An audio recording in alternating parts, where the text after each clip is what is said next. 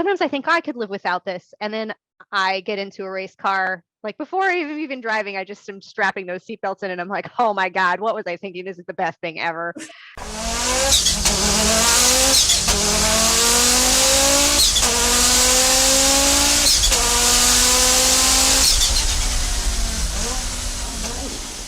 Well, Erin, thank you so much for joining us. We're super excited to have you and get to kind of hear a little bit about your background and share that with all of our people. So to kick it off, I really just want to start with like, who are you and what makes you so awesome and why are we talking to you today? Hi, Talia. Thank you so much for inviting me to be on the podcast. I'm really excited to speak with you today. My name's Erin Vogel. I am a race car driver. I got my start race car driving with the Audi Club. So not really racing, but just doing the performance driving thing with the Audi Club. Never thinking I was going to go racing, and then ended up, just following some introductions to people, and suddenly I became a race car driver. So we're here today just to talk a little bit about that journey and how the Audi Club has begun and continued to influence my driving career. So the perfect segue then, I'm going to jump right into it. What's your history with ACNA? How did the chapter stuff get started for you and what does it look like today? So I did my first driving event on a racetrack ever with Audi Club SoCal in April of 2009, I believe, at Spring Mountain Motorsports Ranch in Pahrump, Nevada. And my parents and my brother had been driving with the club for about a year. So they'd been to a handful of events, and it was all they could talk about. They were so jazzed on the whole thing. And they just kept trying to get me to come. So I figured, okay, if the only way to shut them up and the only way to be a part of this conversation is to go driving. And I kind of started having this feeling like I was never going to have a conversation with my family again if I didn't go with them, because it was all they wanted to talk about. Awesome. And once I went, I understood why, because it was just some of the most fun I'd ever had. I was horrible at it.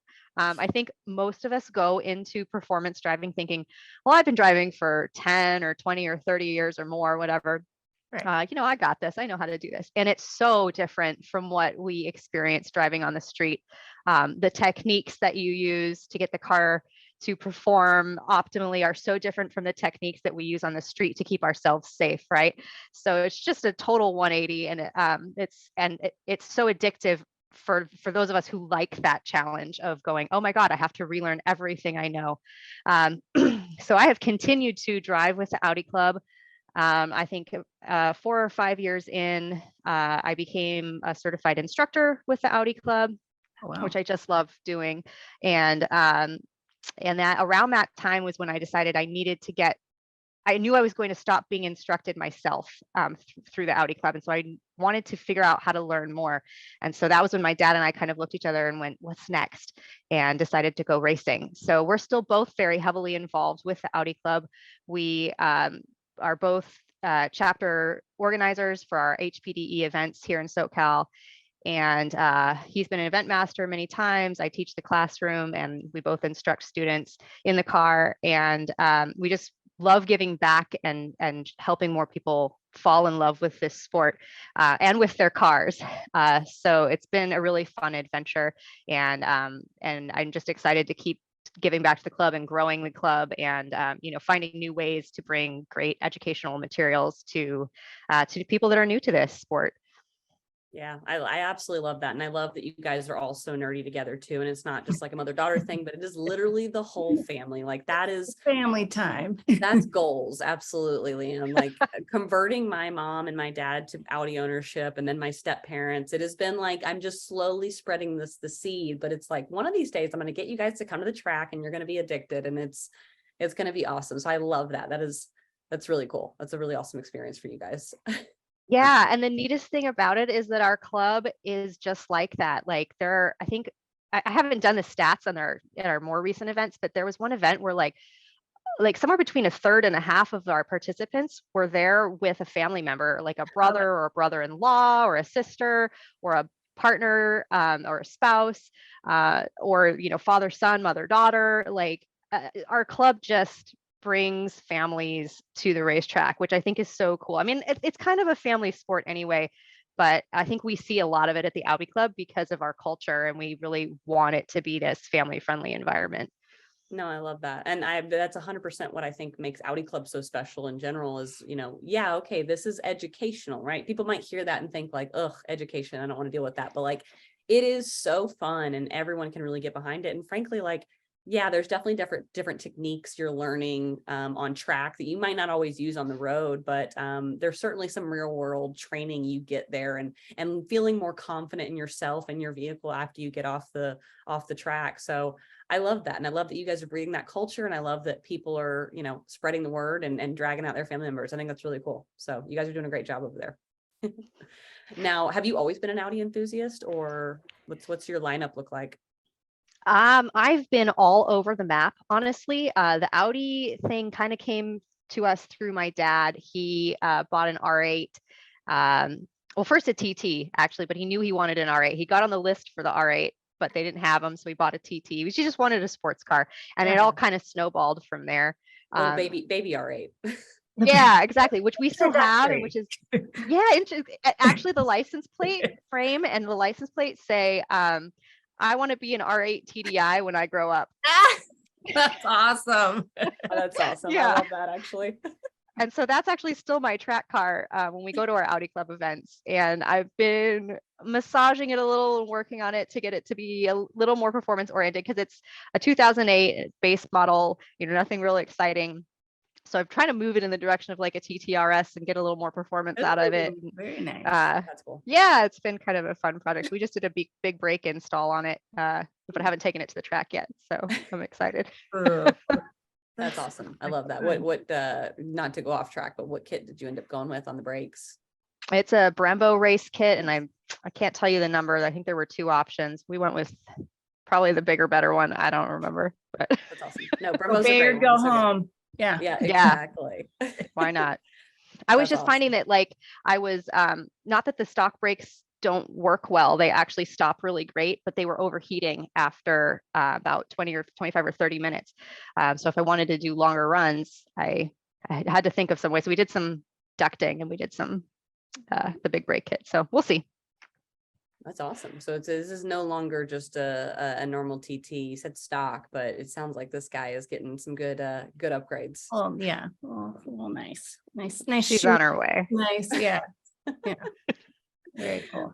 Oh, that's awesome. So you mentioned earlier that your kind of delve into motorsport was really through your time on track and really wanting to kind of push the bar. Like, how much further can I go from here now that I don't have an instructor in the car with me, right? And as much fun as it is to be solo on track, you always want to be reaching for that next, run group, right? So obviously, doing that and wanting to jump into it, how did that really happen for you guys? What really was the natural progression there? Obviously, I know your dad is huge into this, and I'm glad that he was such a great supporter for you. But how did that really come about? Like, how did you just go, yeah, I think I want to get into racing now? That seems totally awesome.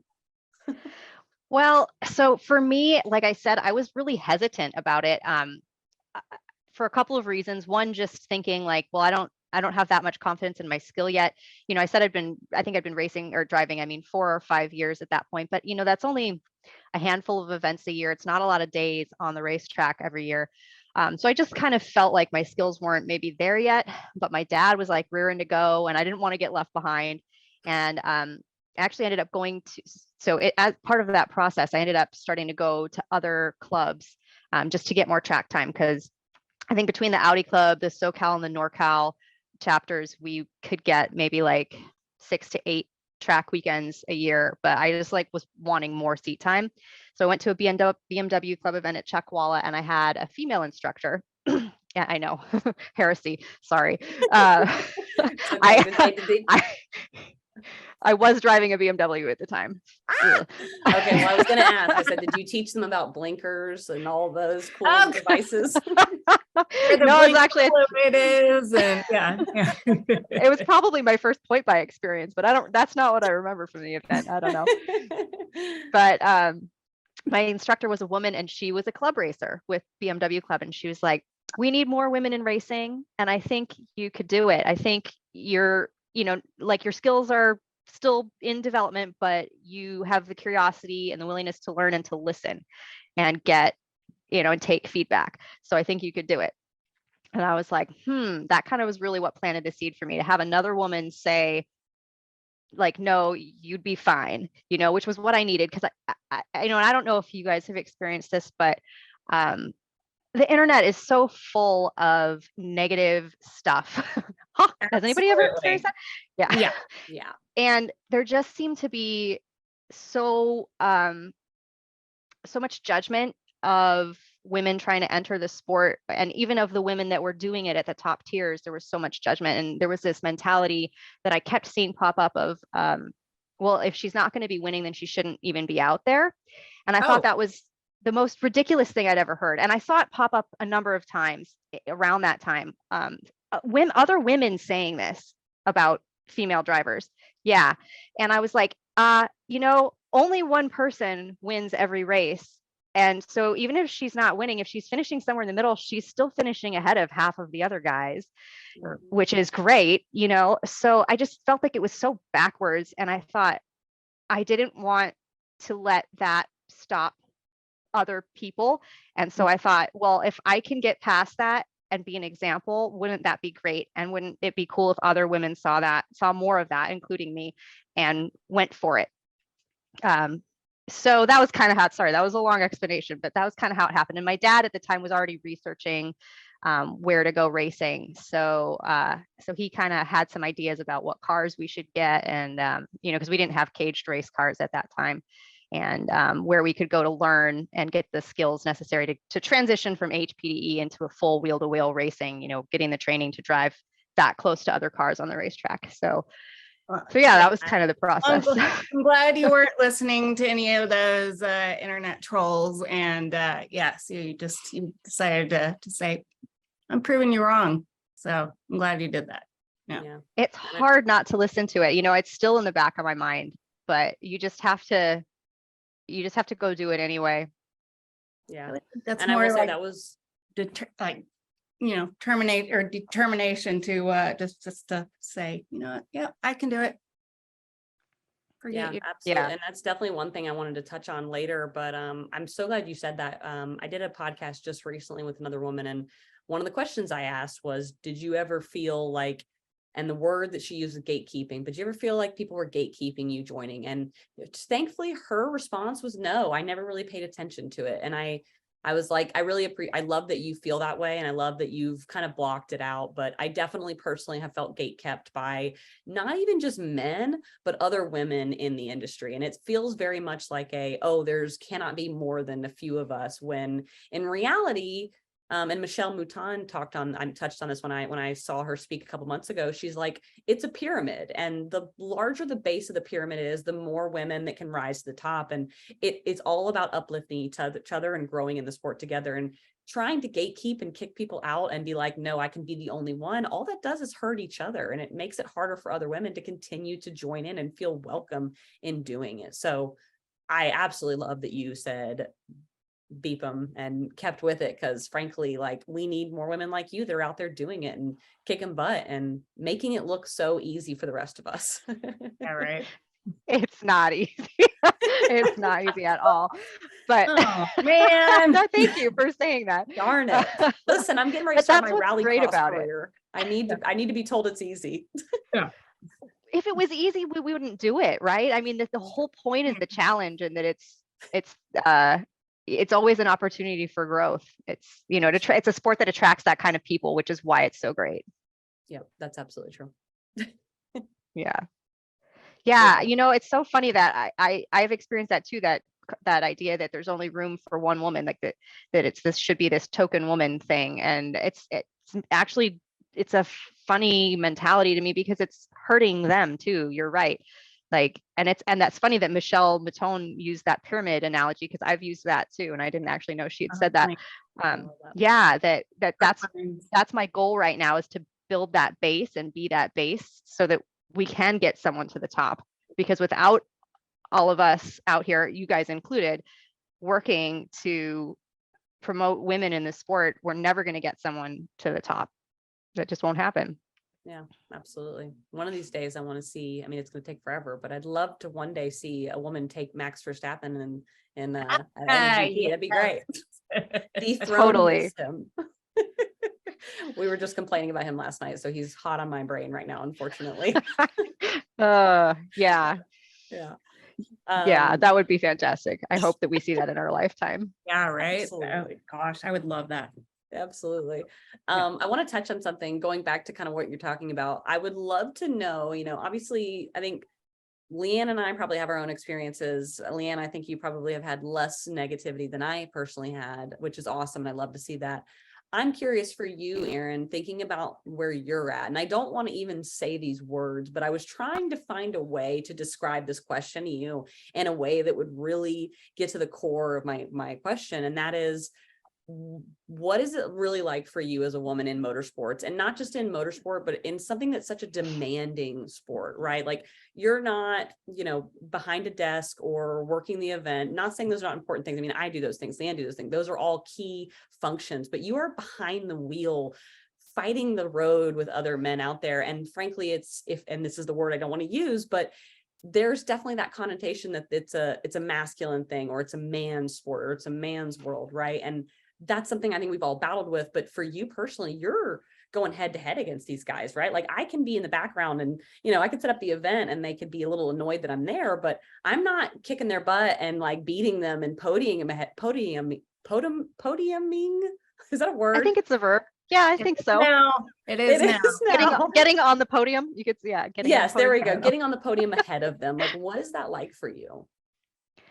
So it's interesting because, like I said, there's all this negativity out there from people who aren't in the sport, or, in that way. They may be in the industry, but not in the sport necessarily. And so it's funny to go into racing and experience actually less of that. I'm not saying it's not there, because I certainly have had a lot of mansplaining, without these guys even knowing a thing about my driving or my, where I fall in the field. And I honestly experienced that more at the grassroots level getting started. I was younger at the time and looked young, and they just couldn't help themselves. They just wanted to tell me, how it's done. And, you just kind of nod and smile and go, okay, Yeah. sure. So, Thank you. fortunately, I never experienced like any real aggression or like sabotage or anything, because I have heard stories of that happening, but I never really experienced that.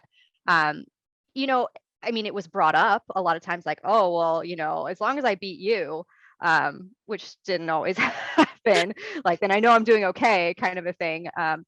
I will say that at one point when I started getting faster, I started finally kind of starting to look at data. This was still in club racing, and getting a little bit of coaching and help when that all finally kind of gelled and I started getting a little faster.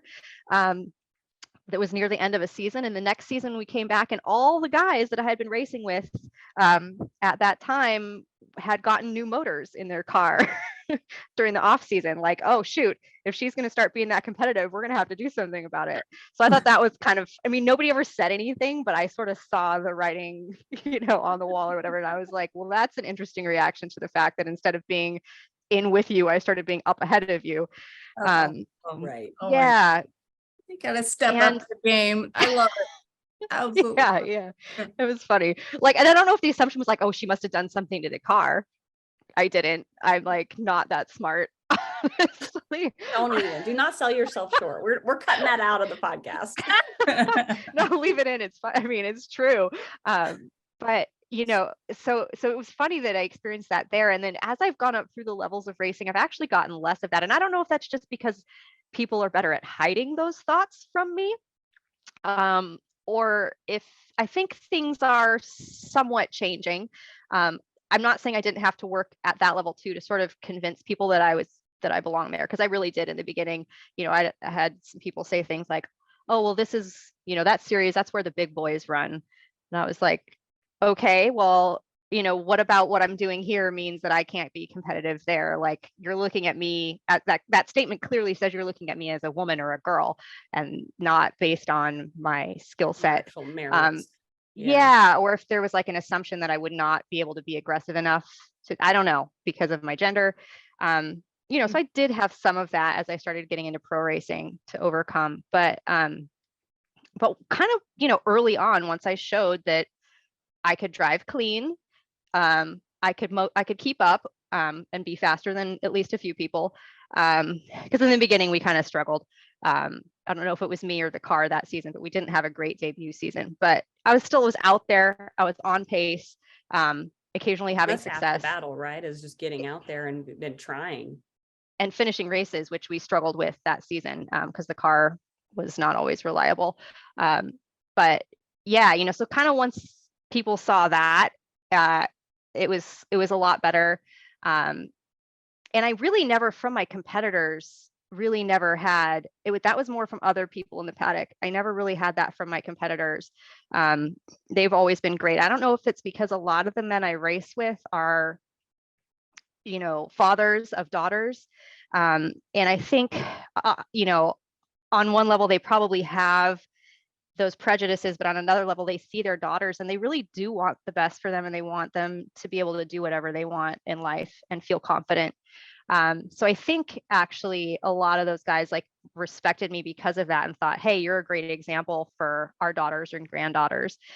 But yeah, then particularly once I got into a GT3 car and actually started doing well, that once I earned that respect, then kind of there's not really been a lot of question since then about whether I belong. And that I think has helped other women come along too. And they've all done really well also. So, you know, it's just been great to have, you know, even if it's just 3 or 4 or 5 of us in the paddock, to have us be out there being competitive and doing well and you know, being level-headed and not being all of the stereotypes that people think keep us from being able to do this sport or other sports. I love that. And I was curious too, like what part of that do you think is both you've kind of earned your respect with them, right? Because you are capable and you are showing them like, I can play with the quote unquote big boys, right? What part of that is you earning their respect and them kind of bringing you into the fold in a weird way? Or what part of that is, yeah, is there a culture shift, right? I mean, we certainly see more noise nowadays than I know we did even in 2010, right? Like just in those last, I almost said 3 years, 13 years, excuse me. God, I cannot believe it's been that long. I know. Just in that short time, I mean, there's definitely been a huge shift and a huge movement, which I think has been great. So it's good to see that. I mean, regardless of what it is, I'm hoping it's more of a shift than it is you had to earn your respect with them. Because certainly if a male counterpart came in, it's almost assumed like, oh yeah, you're one of us, like you can hang. Whereas as a woman, you kind of gotta show you're capable, right? You're not the legally blonde coming in that doesn't know what she's doing. Yeah. Yeah, right. I think it's a little bit of both. I think everyone has to earn that respect in racing, honestly. But certainly I think there's another level that we have to earn as women.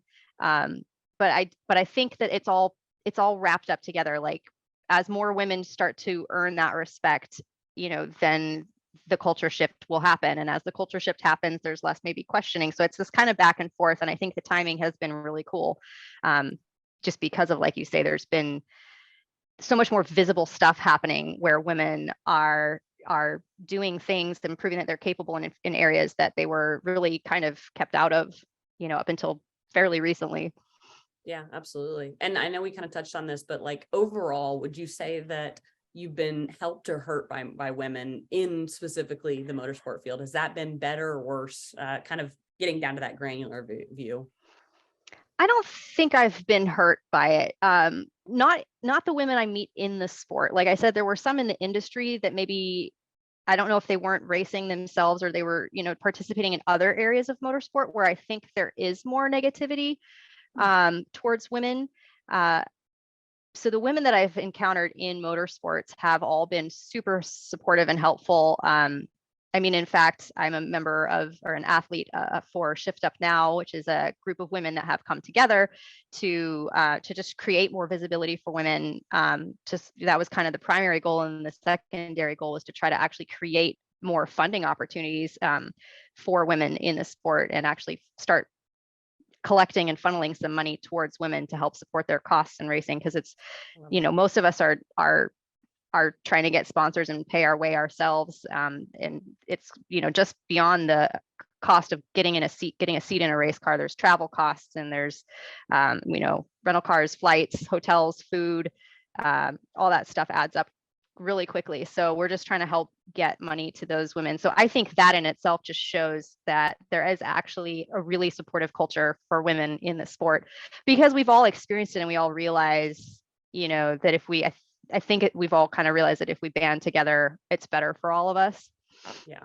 Than to keep playing this mean girl against each other role. I love that. Yeah. Yeah. Can you tell us a little bit about Shift Up Now? I saw it on your Facebook and I loved the shirts. I thought they were awesome. And I saw some of the PR stuff you guys did, but what is that? If you've never seen it before, never heard of it before, give me the elevator pitch. So Shift Up Now is a couple of things.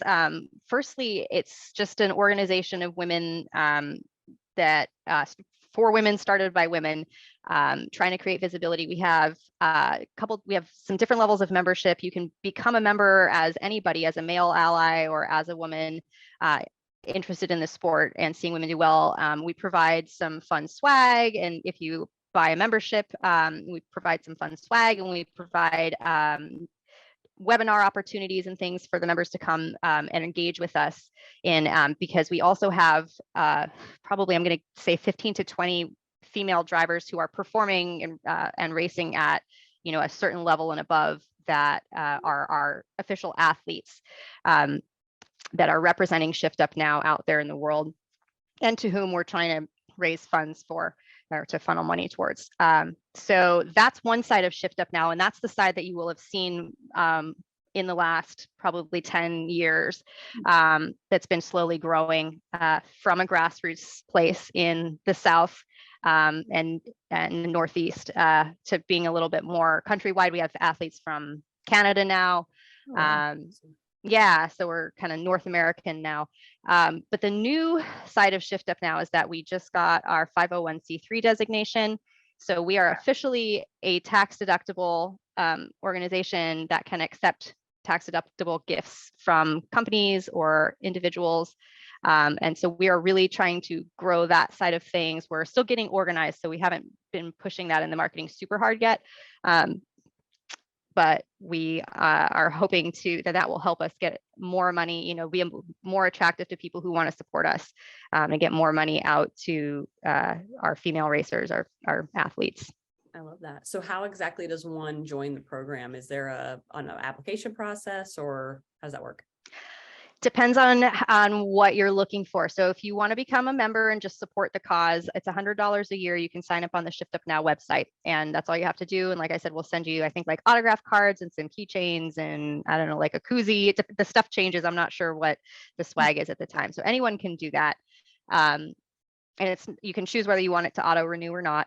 And then if you wanted to become an athlete for Shift Up Now, I guess you would just probably go to the contact page on Shift Up Now. I'm not sure we have a formal application. We're maybe not quite that organized yet. We kind of tend to reach out to people that we see, that have good social media followings or are racing at a certain level, and ask them if they would like to come join our ranks. But we have more and more lately started having younger athletes, girls who are transitioning from karting into formula cars or sports cars that are interested, in becoming athletes because they see the value in it. They see that we're actually starting to be successful in getting funds, even if it's just a little bit here and there, out to our athletes. And I think in the last 2 to 3 years, we actually have been, putting a little bit of money in everyone's hands. So all 15 to 20 of those athletes, we're helping with some costs somewhere.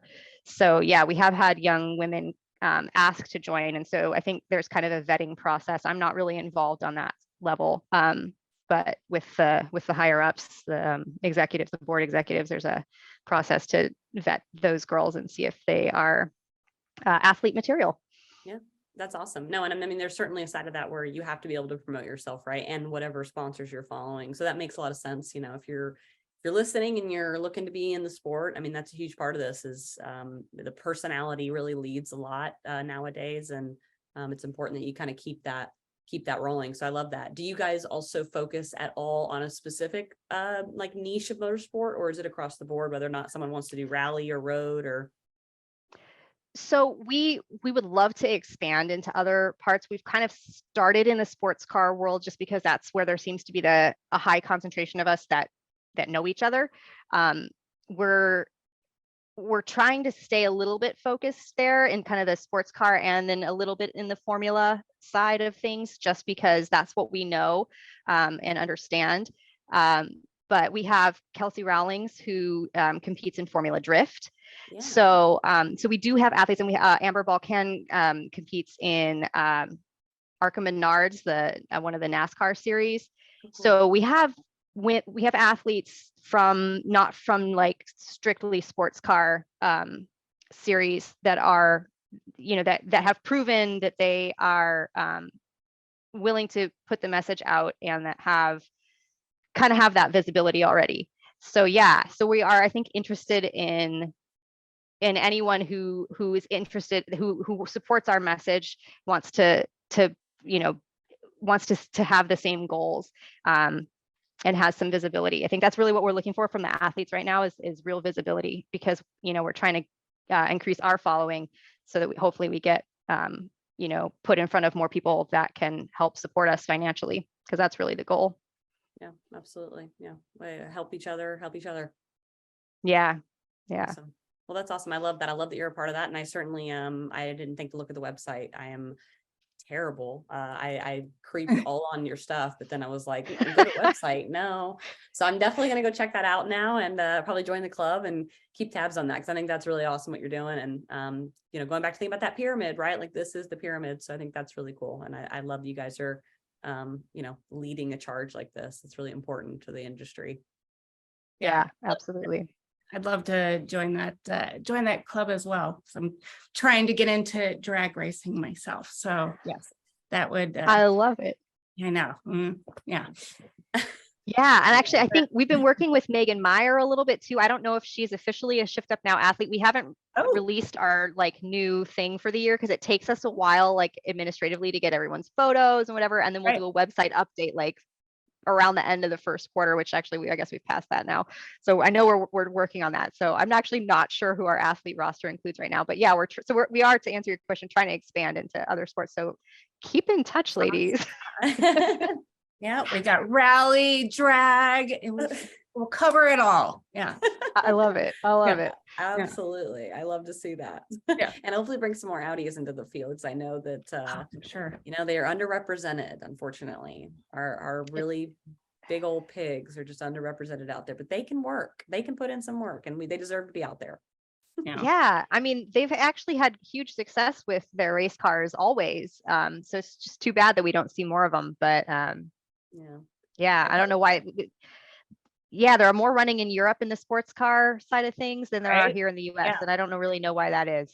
Yeah, I think it's a culture shift. I think that in the US, they're seen as a luxury item. They're seen as a commuter car that everyone can enjoy. And that's totally true. I love my car. It's so, I've modified the heck out of it. It's totally ruined from the way it started on the factory. But I'll tell you what, it is so comfortable to drive. I took 4 girls back from Asheville, and not a single one complained about the drone or any sounds from my exhaust. And it's like, you know what? But that thing, I take her to the track. I'm actually going to Taylor Dragon this weekend, and she goes. It's great. They are multifaceted. So I really just think it's a culture thing here. I don't think people realize that, hey, these things are a blast. You should drive them. Yeah, I don't think they realize what a capable platform it is, given how heavy it is. And the all-wheel drive is actually really fun on the racetrack. Thank you. You may not be the fastest car out there, but they're surprisingly nimble for what they are, and a very capable car, and a really great car for a beginner too. Oh my gosh. And to transition, like you say, as from your daily to the track, they're capable of both so well. Yeah, absolutely. No, 100%. And it's so funny. So the quick unnecessary background, I started my track stuff first with my club, but unfortunately we just really couldn't afford to keep it up. So we ended up partnering with our local PCA chapter, and they basically grandfathered us in. So we get PCA pricing to their events. And oh my gosh, nice. I used to go every year, 3 times a year to Roebling Road, because it was dirt cheap, and I was 18 and I didn't have money. And I'll tell you what, my little Quattro at B7 kept up with all the Caymans and all the 944s, and I was doing it out there, and that thing was awesome. And then guess what? I got AC, I've got Bluetooth, I get to drive home in this. It was awesome. Yeah. So I feel that it is. And you have a back seat. Exactly. Yes. Oh my God. I could pack all of my stuff in there. I got my tent, my chairs, I got a set of wheels. Like I got it all. I love it. So good. The TT and the all right, not so much. Yeah, can't fit. Okay, can't- yeah, No. maybe a little harder on those fronts, but you can definitely get like a chair in there. And I will say, okay, so Yeah. one of our club members, Ted Danamiller, big into road racing. He's awesome. He would show up Yeah. to the track with us in his TTRS, his Mark II TTRS, with a full set of wheels in the car. So he could fit No. wheels in his TTRS. I kid you not. It was incredible. That- Doors closed and everything. That should win an award right there. Oh, I know. Yeah. That's some like military engineering brain of his, but he got it all fit in there, and it was incredible every time. I'm You like couldn't have thinking a about it passenger. now. Yeah, I was gonna say, well, you'd have to put one in the passenger seat, in the front seat. Yeah. Yep. And then he Maybe managed three to across get the like, back and one of the, yeah. yeah, if I remember correctly, it's one in the passenger. He had the two in the back-ish, and then that third one right where the trunk close was. So like it had to be, it was right up on the glass, but it worked. Oh, yeah. Mhm. Oh, so he probably took the I don't know what it's called, the little privacy screen out to get Yeah. the wheel in there. Yeah. Yeah, and just stuffed it right in there. Ah, So hey, listen, your TT totally can fit it. it can. Wow, I'm impressed. I don't know about an R8 though. That's probably too far. Yeah, you're SOL. Yeah. Yeah. Yeah. Yeah, there's no room. The seat's right up against that firewall. Yeah, absolutely. Yeah, and the frunk is not fitting even a donut. So there's something happening there. No, not gonna happen. Oh my God. Okay, I'm gonna reel on back here. Yeah, sorry. Okay. I do want to ask though, really quickly before, because Leanne, I want to get Leanne to ask you a couple more questions, but one thing I want to ask really quickly was going back to your vehicle. So what are you currently driving right now, both off the road and then for your actual racing career? I know it's on an Audi, but people would love to hear what you're driving right now, professionally and personally. Okay. Well, on the road, it's super exciting. I have a 2018 Ford Explorer because I have dogs, and I just feel bad. Their nails and the hair and the everything. I kind of wanted to get a Q something, but I just felt bad with like such a nice interior. So I was just like, yeah, I'll get a Ford. And the Ford, well, now there's an Audi dealership right across the street from the Ford dealership. It just opened this year. So we'll see what my next car will be, but there's a Ford dealership in my neighborhood. So it just made it easy. There we go. Well, I will say, there are these really nice hammocks. I'll send you a link from. They're like $60, but that's what I put in my car for my dogs, and it collects not all the hair, but most of the hair, most of the scratching. Like it's great. So if you're thinking about it, check them out. I do have one, yeah, and Okay. it works pretty well. So I feel a little more confident now that I could do it. It's just if I have to like hop out of the car, which I leave running with the AC on, by the way, disclaimer. Absolutely. If I have to hop out of the car, they completely ignore the fabric jump wall clean of over. the front It's seat free so for that they all. can, yeah. Yeah. No, I've Mom's been there. out. Hey. sit on the front. You're like, why are you in the driver's seat? What are you doing? Exactly. I'm like, how did that nose art get on the front driver's side window? Yeah. So that's my daily. I also have a Jeep that I do some off-roading in, a Wrangler. And cool. yeah, I just got back from a week-long trip in Moab. It was super cool. I actually haven't done any off-roading in a couple of years. It was my first trip in a while, and it was really cool to get back out. We didn't do anything real tricky. Just, you just get to get out there in the backcountry and see things that other people won't see because they don't want to go, off the beaten path. Yeah. Traveled. Yes. Yeah. Yeah. And what have you done to your Jeep? I mean, is it pretty stock or? It's pretty stock. It's a Rubicon, so it's already got, a factory lift on it. But other than putting some aftermarket rock rails on it, I really have done nothing to it. So that just shows you how capable they are off the factory floor. That's probably not going to last. I'm sure I'll do some modifications, but yeah, but for now it's been functional the way it is. I competed in the Rebel Rally in 2020. That's why I got the Jeep in the first place. And so we competed in the bone stock class. So it had to be stock, like from the window sticker. Gotcha. Yeah. Okay. Yeah. And so I just haven't done much with it. Yeah. Okay. But I'm going to put a pin in the Rebel Rally thing, but continue. Okay. And then this year for racing, I am with a team called Round 3 Racing. We are competing in the World Racing League, which is kind of like grassroots racing on steroids.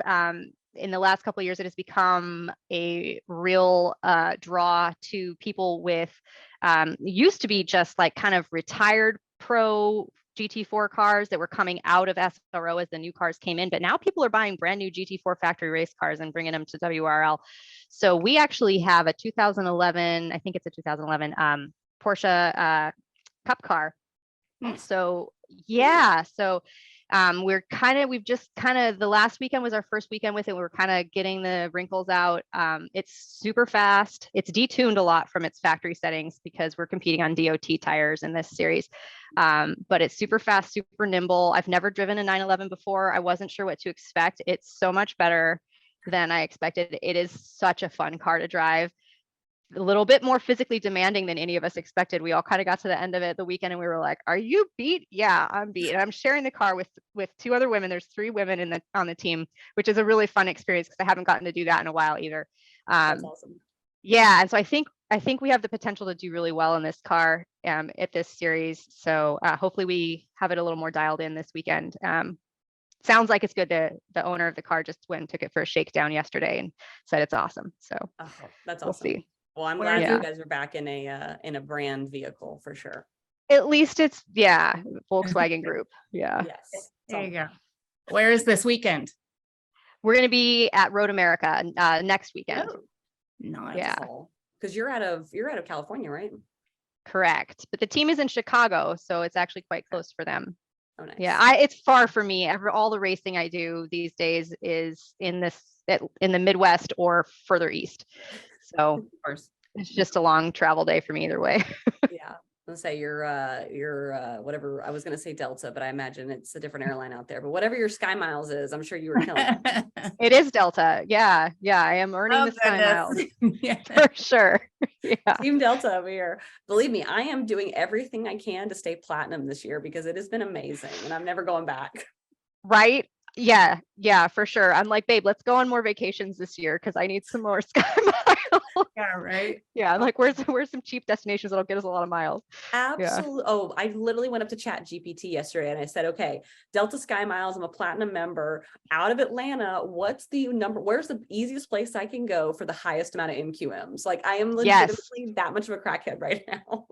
No, I completely get it. It's so worth it because the perks are great. Like not like on the usually Atlanta flights, but I get upgraded to first like a lot on the because I have lots of these little short legs to go because I usually fly to Atlanta from Orange County and then I get these little short legs to wherever I'm going from there. And it's just even just like for an hour flight, the first class upgrade's nice because they're like, hi, would you like a soda? And I'm like, yeah, I really would. You're like, people are still boarding and they're like, can I bring you a champagne? And I'm like, absolutely.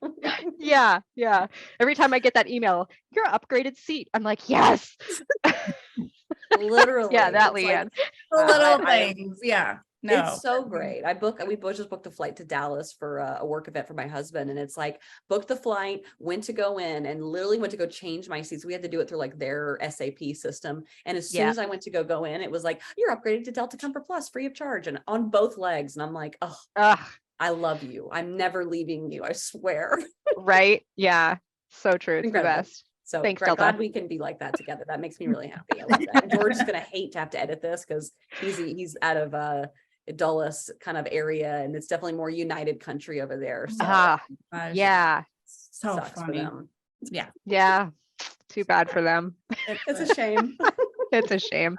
It's a running joke with the staff. Oh my God. It's I don't think George thinks I'm very funny anymore, though. I made a joke the other day about his United flight. I was like, do you got your boxing gloves ready? And he's like, Talia, I'm done with hearing about this. Like, we get it. You hate United Airlines. Stop it. God. Okay, so I want to hear about Rebel Rally because I don't think I knew that you were on that. So who was your teammate? Like, what was it like? It looked awesome. It was super fun. So yeah, I've only done the 1 year in 2020.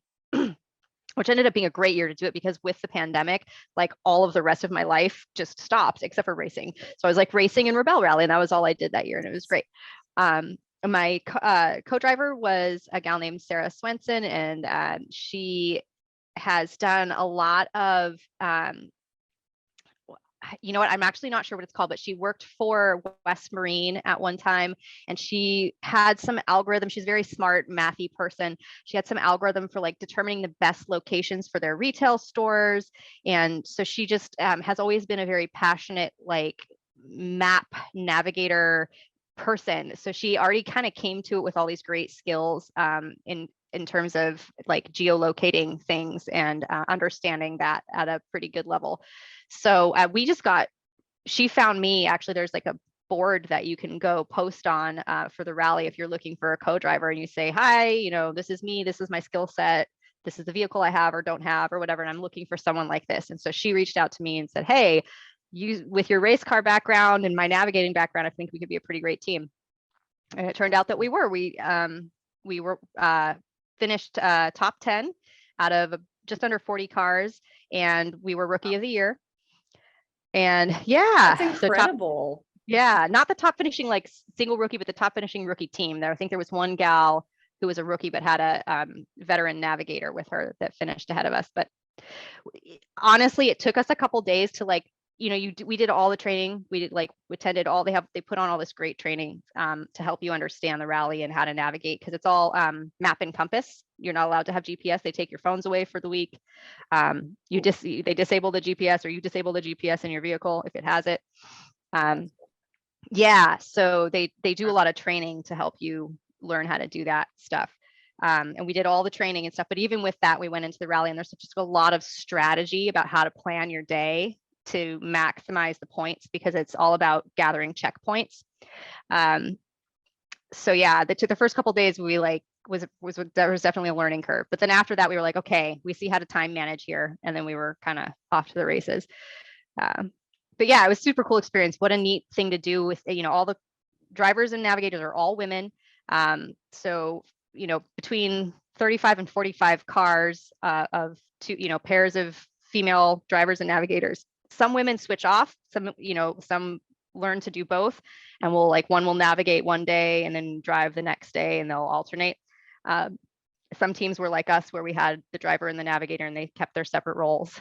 But it's a really neat experience, a cool way to meet some other women in the automotive industry.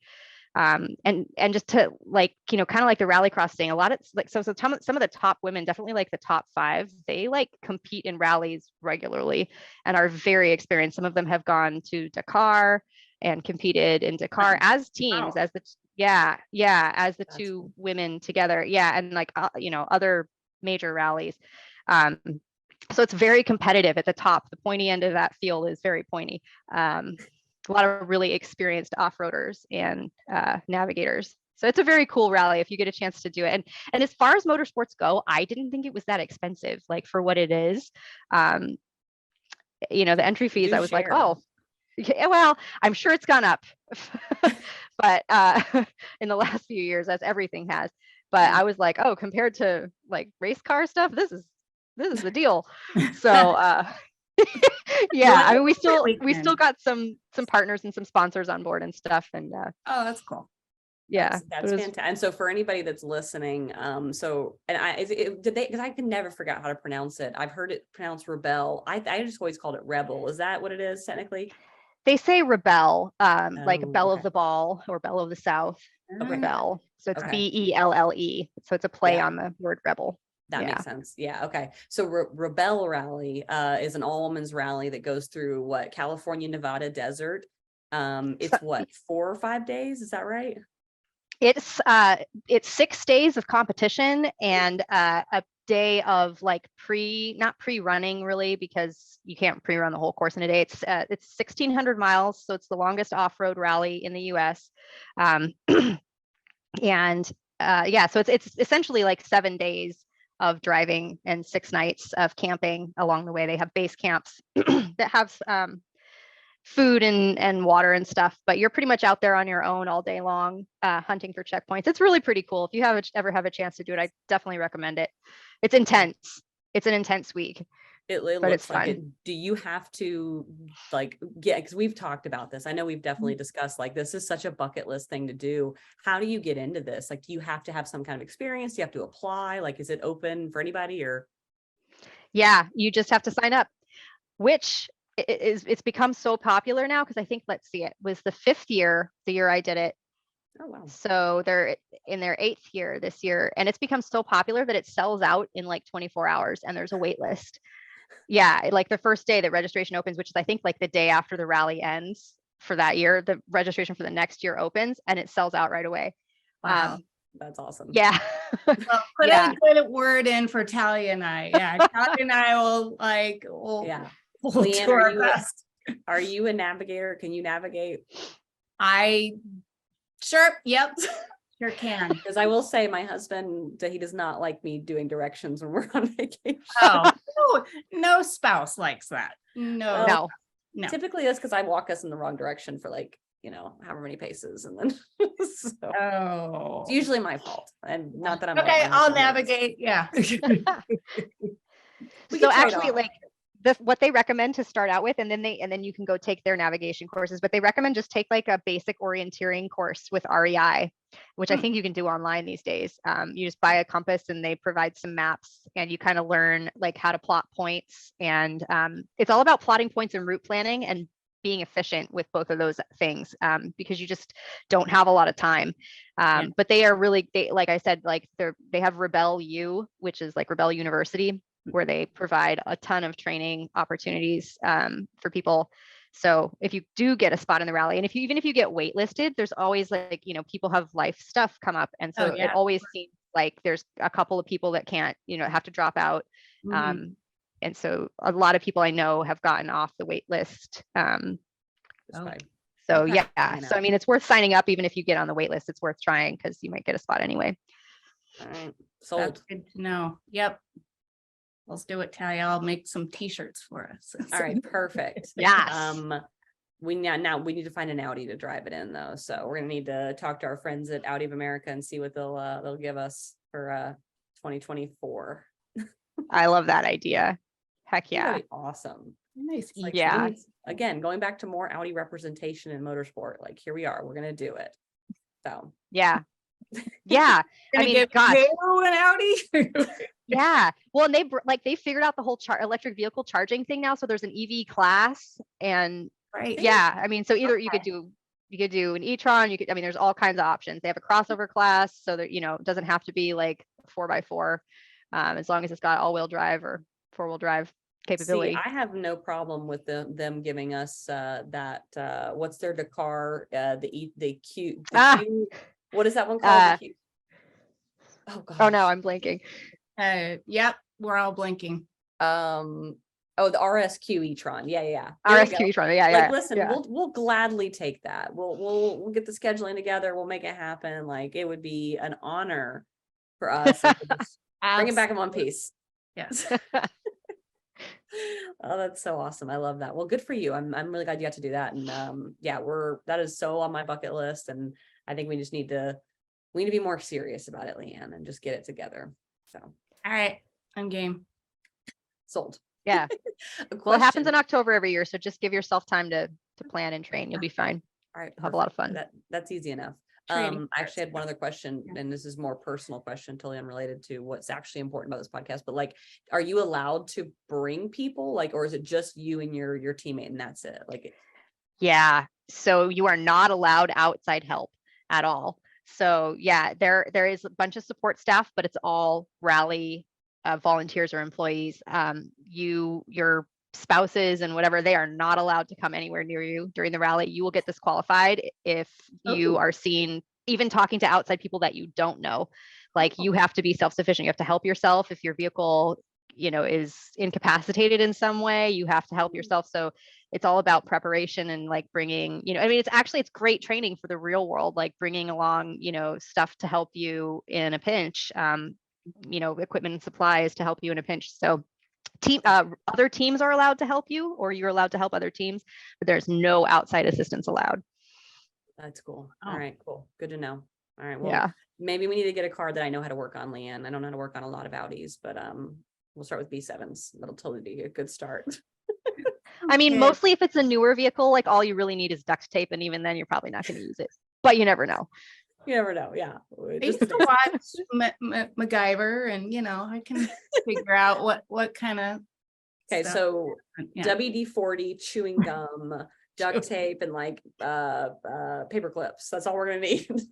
You got it. Yeah. And a hatchet. Yeah. And a I hat. don't Oh know. yeah. Yeah. You need some other random thing to never mind. Totally saved the day. All right, Machete. Yeah. Yeah. Yeah. Oh, I love this. I'm so glad you can said see that. Talia running through the desert with like this big machete. I'm like, I need a tree. We need wood. Yeah. Right. Oh, Oh, that's awesome. Yep. Oh my gosh. I love that so much. So yeah, that is 100%. We're going to be more serious about this. I'm in 2024 goal setting. Leanne, we're putting ourselves on the wait list for that. All right. So, Well, or hopefully we'll make the Erin will be list. there just in case. Yeah. Yeah. Perfect. maybe I'd do it again. We'll see.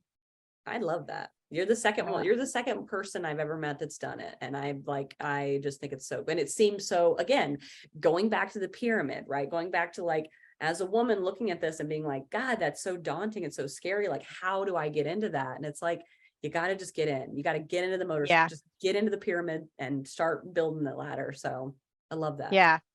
And the neat thing about the rally too is that, you know, and it's kind of designed this way. It is, you can come and do it just for the experience and not be, you know, super concerned about being ultra competitive, or you can come and want to win it. And, you know, there's room for all of those people in this rally, which is pretty cool.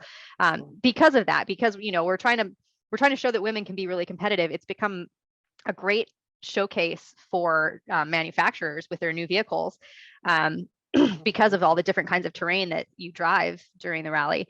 But it's just also, you know, a way to get women doing things that maybe they wouldn't otherwise do.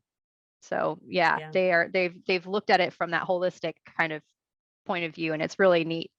Oh, I love that. That's really cool. So definitely happening now. That's what is the prize, by the way? Like, what are how does the tiers break down? On that? Bragging rights, right? Yeah, you get a trophy. Yeah, there's no monetary prize, but the trophies are big if you do well.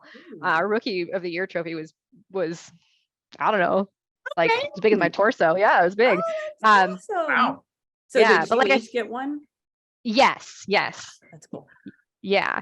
But there's multiple classes, so that gives you a little more opportunity. If you're in the 4x4 class, that's the most competitive just because it's usually got the most vehicles in it. So you're competing against more people, but there's also a crossover class and now the electric vehicle class. Awesome. All right, we're making this happen. But then, like I said, they do other, like there's the bone stock category. So you can win if you are the, you know, top finishing vehicle that has no modifications done to it at all. You can win a trophy. There's the Rookie of the Year. So there's some other little things that you can sign up for too, to give yourself other opportunities to win things. Hey, the trophy sounds awesome. I love that. That would be so. That would just be really wonderful to have in the house and say, look at this. Yeah. Yeah. Cool memories for sure. Oh, absolutely. That's awesome. Picturing where I'm going to put mine. Yes. I know. Right? I'm already imagining mine in the, like, I'm going to take the TV down off the mantle and it's just going to be that. Just the trophy. Wow. Just the bragging rights. Commitment. Getting rid of the TV. Wow. Okay. Listen, Leanne, then behind that, I'm going to put a big painting. I'm going to have an oil painting of you and I out there. Oh, yes. Oh, wow. How about a velvet painting? That, yeah. Have that instead. Yeah, I'll get a bear rug while we're at it. Oh my goodness. Yeah. Okay. Anyway, fantastic. Love it. Well, I know I really appreciate all your time. I don't want to take too much more, but we have a couple more questions and I want Leanne to lead the way on this. And okay, gotcha. Of course, if you have anything else, please jump in. No, let's do it. Go for it, Leanne. All right. Any personal heroes you'd like to tell us about and why they are? Oh gosh. Okay. Well, my dad, definitely. Aww. Yeah. He's always been a great mentor for my brother and I. And his dad was a great mentor for him. And actually I learned a lot from my grandpa too, not in the same way. I wasn't quite as close with him as I was with my dad. But it trickles down, and definitely a family culture of learning from the two of them. So yeah, definitely my dad has been a huge influence on my whole life. and particularly in the driving and racing category. I had a band director. I was in the marching band in college, and he had very clear goals for us as far as learning how to exist in the real world. And he had like all these fun sayings and mantras and things that he wanted us to learn and embody. And so he was always a really big influence for all of us that were in the marching band. He passed away a couple years after I graduated, but so Mr. Parks, George Parks, was a big influence for me just in terms of leadership, I think.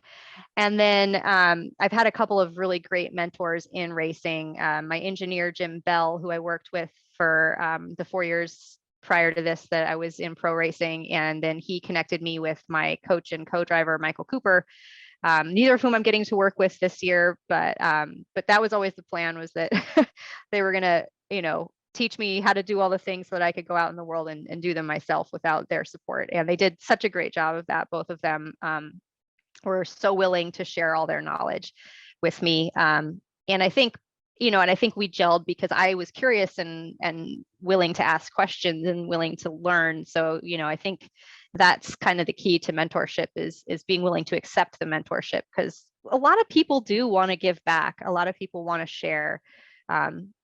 It makes them feel good too. So they've probably been my biggest influences in life and in racing. That's really cool. Okay, so you were in the marching band. What instrument? I played the flute and piccolo. Lucky. Piccolo doesn't get a lot of love, but yes. Leanne, were you in band? Did you play something? I was not, but I was on the drill team. Yeah. Oh, fantastic. Yep. Yep. Got all the rifle, flag, baton. Flag, yeah. Flag. Okay. No, I think there were anti-plastic rifles at my high school. Or wood. It would have been wood. I think they're wood. Yeah. Those definitely. I tried to have. Sorry, I tried to have one of the girls teach me how to spin a flag once, and man, that is hard. That's an actual skill. I don't think people give that enough credit. Yeah. There was a gal that just could not master it. She kept hitting herself in the face. I'm sorry, I'm laughing. Sorry, Cheryl, but yeah, it was bad. It was super bad. She would always come back with like bruises on the sides of her face. Oh no. Sorry, Cheryl. Anyway, that's hilarious. I love like there's nothing like that moment when like the band is playing and it's like, this crescendo and it gets to the peak and then the band pauses and the flags come up in the air and you hear the flags go ripple, ripple, ripple through the air. And it's just so dramatic. Like that. It's just, I love it. It's bringing me back. We had we did Batman and we had capes and then, anyway. That's awesome. Okay, yes, Talia, we did Batman. No, I think that's epic. I was in band, but I was not in a marching. We didn't have a marching band, nor did we have anything like you guys had. We didn't have flags. We other high schools did, but we did not. But that would be so cool. It was pretty fun, but not the early morning practices. No. Yeah, no. And late nights and early mornings. Yeah. Oof. Yes. In high school, all you want to do is sleep. So and college. And college. Yeah, exactly. Yeah. Okay. I'll reel it back in, my bad. The good old days. From one band nerd to another. I love it. It's great. We find each other. Isn't it funny? I swear, like a lot of people in motorsports were in the marching band, and I think we all went out into the real world and we're like, where's my marching band now? And then like now motorsports is my marching band. Like I get to geek out about motorsports instead of music now. Yeah, no, that's a great point. Yeah. We just found other nerdy things. We're just hyper nerds. And so we just dialed into the next nerdy thing. And it seems to be cars because like engines are incredible. Like the whole engineering is incredible. So it's like, I can nerd out about that forever. Absolutely. Totally. Except now instead of looking like band geeks, we look like the cool kids. Who would have known? Right. It came full circle. We're cool now. Yeah. Never would have guessed. No lie on that at all. That is absolutely, that is the entire reason it's healed my childhood trauma being a cool kid with a cool car now. I love that. Oh yeah, so that kind of brings me to another question. So like high school friends and stuff, I mean, like on Facebook, are they like, oh my God, you're I mean, I don't know if I can say badass, but I'm going to say badass on a podcast. But anyway, are they like, no way, I never knew this about you? Yeah, some of them for sure. I mean, well, I wasn't doing it at that time, you know? Mhm. Yeah. So actually my 10-year reunion was last summer and I didn't end up going because I looked at the RSVP list and I was like, I don't even think I know any of these people. My class was like 730 people and Marching band nerds. none of those people went to the reunion that I could tell. I was like, I don't know any of these people. Except for like one girl who we Yeah. had some like English classes together and stuff. And she's like, you have to come because I want you to meet my husband because he like loves cars and racing. And like, Oh, and I was that's like, awesome. that would be cool, but I'm not going to come for just like, Yeah. because I No, don't, I your mean, I would talk husband. to you for 20 minutes and then I don't know who I would talk to after that. Yeah. Exactly. Yeah. Let's do coffee. Let's do FaceTime. Yeah. Yeah. Tell them to For sure. send me a Q&A and I'll reply to them that way. I've tried to go, like they go race at Fontana and stuff, and I've tried to meet them out there, but the weekends just never work. So That's cool That's though. neat. I yeah. love that you had somebody else like that does that. Like I know plenty of car nerds now that went to high school with me, but none of them in motorsport, none of them actually racing. They're all just hard parkers, as we call them here. I don't know if that's a Okay. universal term, but that's all they do is they hard park. So I never heard that, but I don't go to a lot of cars and coffees, so I probably don't know any of the lingo. yeah, that's what it is. I don't think I've heard that Okay. one either. Yeah. You guys can go ahead and start using that one and see if it spreads. We'll see. I Trademark. like it. Yeah. Yeah, trademark my the Georgia Club. Shout out. What keeps you coming back for more, like on the track and in life? Like what drives you? Honestly, I probably have a little bit of an addictive personality, and I mean, and it's proven that like anything you do that evokes an adrenaline reaction, like you actually have after that, like oh my God, why am I blanking? Like a withdrawal period after that Oh. adrenaline. Like it's like your body's like, yeah, adrenaline, woo, we feel so good. And then you stop doing the thing that produces the adrenaline. Your body's like, oh my God, where's that adrenaline? And it's like actually it's like a chemical thing, like drugs. So Yeah. I would say I'm a little bit addicted probably to the whole thing. But yeah, I mean, and sometimes I think, oh, I could live without this. And then I get into a race car, like before I'm even driving, I just am strapping those seatbelts in and I'm like, oh my God, what was I thinking? This is the best thing ever. I can't live without this. You're thinking about it. Yeah. It's like it's the opposite for me. It's like, I mean, my heart is racing, but it doesn't feel like it. Like, cause I've done it, where I'm like, whoa, my heart's really, but it's just, it's actually like the most zen place cause you're totally by yourself and I don't know, it's just all on you and it's just all about like, can I focus and make this crazy electronic beast, mechanical beast, like do what I want, but it's not like about manhandling it, right? It's about finesse, which I think is why women are kind of good at driving and racing actually, is because we're not just going to beat it into the ground until it does what we want. We're going to say, oh, what do you want? What do you need? Oh, that's what, okay, we can work with that. So yeah, that and the people bring me back. I love everybody that I've met in motorsports and it's the neatest environment, really. That's I cool. was going to try to pull up a quote because that is you immediately touched on that. And that was one of the things that it was Pernilla Solberg said. She goes, driving is feminine. Like you have to be very light on your steering. You have to be very delicate with your movements. Like this is not something you could come in and like white knuckle it and like force the car to do what you want. Like you have to be very delicate with it. So I love that. It is feminine. It may be quote unquote, it may have other connotations about what it is because of how it is perceived on the outside. Yes. But on the inside, that is a very feminine, delicate experience. I love that. I'm glad you touched on that. It's important to point out and for everyone to remember and realize. Yeah, actually, so the mechanic on the car that we're racing this year, he was like, he's worked with one of the other female drivers that's on our team for a couple of years, and he was like, oh yeah, she's always been my favorite driver because she takes care of the tires and she has mechanical sympathy and she doesn't break things and she doesn't, whatever. And he's like, now I have more than one favorite driver because I'm working with all women. So yeah, I thought that was really an interesting perspective, that that we're out there being just as fast as the guys, but we're trying to be a lot easier on the equipment and work with the car. And not that all, I mean, there are a lot of guys that know how to do that too, but clearly not everyone, because he's had the opposite experience with some of his drivers before too. So certainly couldn't go either way. Yeah. Right. I know, we're wanting to have more women in motorsport. And what advice would you give to someone like me wanting to get started, or somebody much younger? I'm getting started later in life, but yeah, Never too somebody else anyway. That's such a tough question. I mean, I think you guys have said it a bunch, and you just have to go for it. If you want to try it, you just have to go try it. I think the bottom line is not being afraid of failure. I would actually say, so I mean, I've had my successes in motorsports. I forgot to mention earlier, I was the first woman to win a race in the SRO GT World Challenge in the Pro-Am category globally.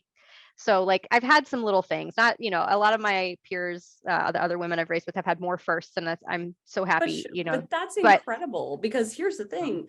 Not only is that incredible that you're the first woman to do that, but that is something where one day that's not going to be a first anymore, right? It's not going to be the first woman that won this, because it's going to just be a thing. And you get to go down in history as one of those women that was a pioneer and paved the way for other people to do it. I think that's awesome. That's so cool. Yeah. Thank That's you. Thank you. But the point is that despite those successes, I have in my career, and not everyone has experienced this in my career, I've probably had a lot more failures than I've had successes. And we only really talk about the successes, right? And we make everything sound better than it is. It's part of the whole marketing thing. There's a big secret, right? We're always trying to make it sound better than it is. And but ultimately, I've probably failed more in racing than I have in anything else I've ever done in my life. But that's why I've learned so much, because every time you fail, and I had actually, I did a racer clinic with Ross Bentley near the beginning of my career, and I made a little mistake and had contact with another car, and we talked about it afterwards. And he said, well, and I said, yeah, I made a mistake. And he's like, well, it's only a mistake if you don't learn from it. Otherwise, I say it's a learning take. And I was like, okay, Ross, I like that. But it's true, you're gonna fail. It's going to happen, whether it's your fault or not. And sometimes it's not your fault. Sometimes things are totally out of your control. But it's so character building from that standpoint. So I think just going into it, and failure is really just scary at first because you've never experienced it. The more you kind of start to experience it, the more you get used to it, the less afraid of it you are, and the safer and more competent you get. So you almost kind of have to fail. So I think that would be my biggest advice, would be don't be afraid to fail, because it's going to happen. And then also, do not be afraid to ask questions. People like that. People want you to ask them for advice. It makes them feel good to share their knowledge, and use your judgment as to whether you're going to use their advice, but ask questions and be curious and be interested. I think those are the two things that people are the most afraid of, is failure and asking questions. And those are the two things that I've learned that have helped me the most. Yeah. I think the one thing that I get nervous about is asking what I think might be dumb questions. And of course, as we all know, there's no such thing as a dumb question, but it's that's great. Yeah. Yeah. And the funny thing is, I think if you never ask questions, you never learn how to ask questions. There's no such thing as a dumb question. I fully believe that, but there are better questions. So the more questions you ask, the more you learn how to ask questions, and the more information you get to ask better informed questions. And then you can start kind of narrowing in on the information you actually want and need. But it's, you just have to start somewhere, even if it's from this place of I really don't know.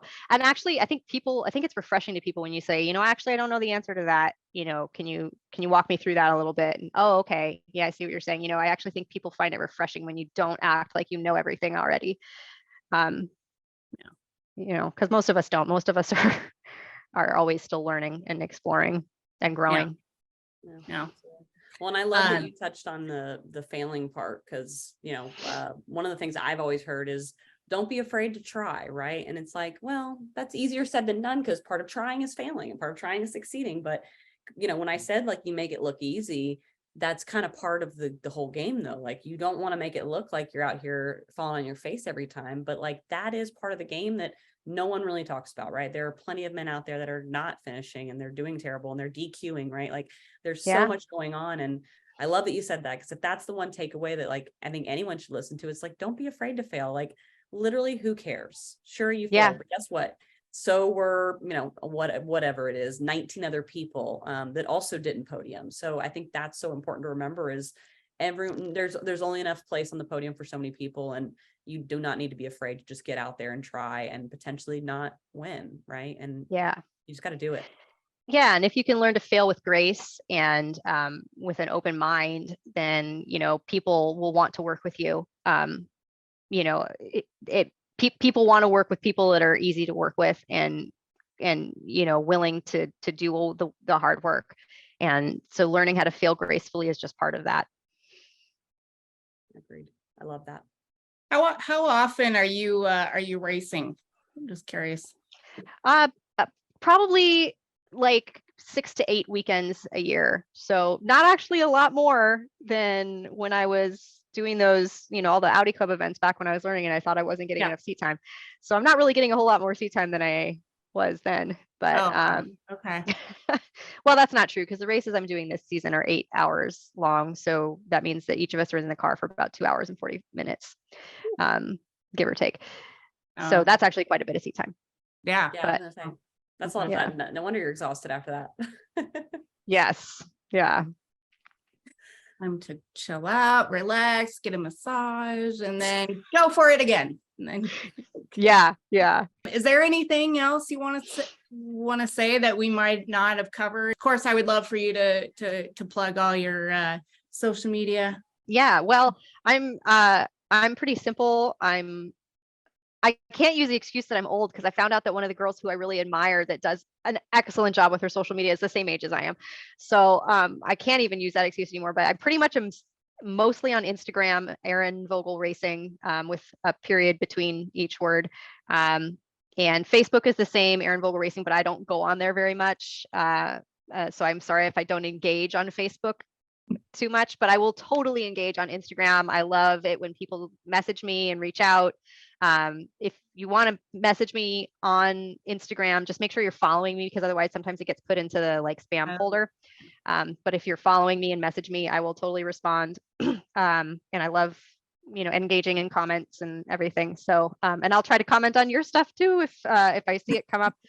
So, I haven't actually, I started dating someone new this year, and I have not been spending as much time on Instagram, but I try to be there. So I have a website also, erinvogelracing.com. It's probably a little out of date, but there's good stuff there from past seasons. And I think that's pretty much it. Oh, I'm on Twitter too. Same thing, Erin Vogel Racing. I don't post on there much either. Sorry. All right, so but I mean, everyone's moving to either they're moved to Instagram, they're moving to TikTok. So those are really the hot places to be anyway. Yeah, I know, and everyone tells me I should be on TikTok, but I'm not real proficient with the videos. So I try to do some reels. It's a lot more work. Yeah. So I love those apps that just kind of do it for you. Yeah. The problem with TikTok is the stuff that really takes off is just so goofy. I mean, like I follow the Formula One channels, and it's like half of what they're posting is them. Like the other day I saw Max Verstappen, Checo, and my favorite of all time, Daniel Ricciardo, like sitting around a table with like a glass of water, and they were all pouring water into it. And it was like this game, but I mean, it was like the dumbest thing I've ever seen. And I was like, what, why is this on the channel? But I mean, it had like 1 million views, so many comments, and it's like, that's what sells on TikTok. It's just random things. Right. Even with reels, I think that's kind of the case. And I'm not good at that. I'm not like spontaneously funny, or I'm not scripted funny either. I'm just not really that funny. And I think that's what people want. Yeah. I feel that for sure. Just because I laugh a lot doesn't mean I'm funny. Ugh. Listen, I sure think I'm funny, but who cares? That's all that matters, Yeah. right? I Yeah. do. Yes. No, she is a hoot to be around. I'll say that. That's for sure. Yes. Oh, the stories I could tell. Oh, man. Well, Maybe. I've had fun with you ladies today. So Yeah, thanks for Yeah. your time. This has been a blast and absolutely love getting to know the real Erin. thank This has you. been an absolute pleasure. Obviously we know Bill pretty intimately because he comes to a Yeah. lot of stuff at the chapter level or the national level, but it has been such a pleasure. You're so much fun to talk to, and we really appreciate your time today. And you will definitely be seeing me stalking your Instagram. Not that I'm really good on Instagram, but I will get back on there because I need to get with the times. And we really appreciate you, and hope that most of everyone that's listening today will follow you as well, and we'll get some more girls on the pyramid with us. So thank you. Yes, I hope so. Yeah, get your daughters out there and your wives too. That's what Audi Club is all about. Yeah, go find an HPDE in your area. We'd love to have you. Yep. Start small. Just come on out and check us out. You'll love it. Mhm. Thanks, Erin. Absolutely. Well, beautiful. Well, thank you so much, Erin. Thank you, Talia and Leanne. Good to Thank talk to you. you.